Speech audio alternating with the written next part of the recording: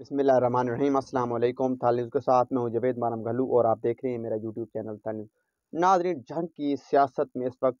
एक ग्रुप की जानिब से मुकम्मल खामोशी छाई हुई है और उसके जो रहनुमा हैं वो मंजर आम से गैब हैं, क्योंकि उनका ताल्लुक पाकिस्तान तहरीक इंसाफ से और 9 मई के वाक़यात के बाद जो है पाकिस्तान तहरीक इंसाफ पर जब बुरा वक्त आया तो उनके जो बेशतर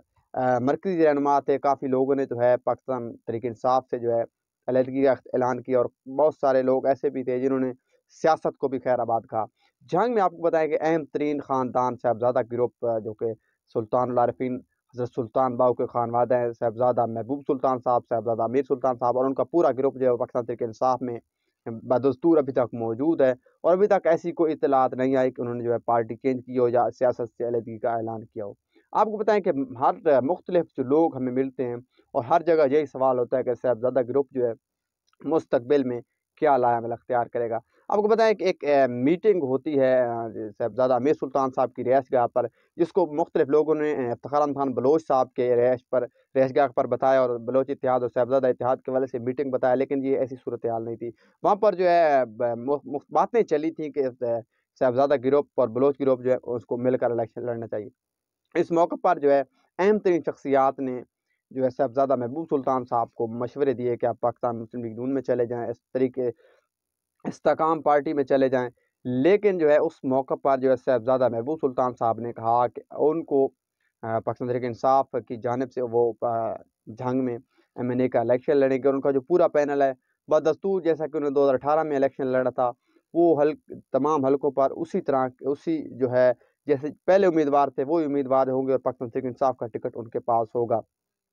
तो उनके पास क्योंकि उनके पास से कोई ऑप्शन भी नहीं है, पाकिस्तान तहरीक इंसाफ की जो इस वक्त मकबूलियत है, उसके अलावा आपको बताएँ कि साहबज़ादा ग्रुप जो है, उनके बहुत सारे ऐसे जो है ग्रुप के जो सियासी रहनुमा हैं, उन पर जो है मुख्तलिफ लोग जो है नालायक वो जो है पाकिस्तान तहरीक इंसाफ में होते हुए भी पाकिस्तान तहरीक इंसाफ के कारकुनान भी यही गिला करते हैं कि वो तरक्याती कामों पर तवज्जो नहीं देते। तो इस हवाले से मुख्तलिफ सियासी मुबस्सिरीन का यही कहना है कि अगर साहबज़ादा ग्रुप जो है पाकिस्तान तहरीक इंसाफ को खैराबाद कहता है तो उनकी सियासत जो है उसको काफ़ी बड़ा धचका पहुँचने का इम्कान है और उनके मुखालफिन जो है उन पर हावी हो सकते हैं। अगर पाकिस्तान तहरीक इंसाफ का टिकट साहबज़ादा ग्रुप के पास होता है सियासी मुबस्सिरीन के मुताबिक, तो वो जो है वो जीतने की पोजीशन में भी हो सकते हैं और अगर पाकिस्तान तहरीक इंसाफ को जो है फरे जो है लेवल प्लेइंग फील्ड जिसको कहते हैं वो अगर मिलता है तो साहबज़ादा ग्रुप जो है अगर पाकिस्तान तहरीक इंसाफ का टिकट साहबज़ादा ग्रुप के पास होगा तो वो जीतने की पोजीशन में आ सकते हैं और अपने मुखालफिन को टफ टाइम देने की पोजीशन रखते हैं। बसूरत दीगर अगर साहबज़ादा ग्रुप जो है पाकिस्तान तहरीक इंसाफ को खैराबाद कहता है तो उनके मुस्तकबिल पर सवालिया निशानात उठेंगे और उनकी सियासत को बहुत बड़ा धचका पहुँचने का इम्कान है। ताहम मेरे पास अब तक की जो मालूमात थी आपको दी, उम्मीद है आपको पसंद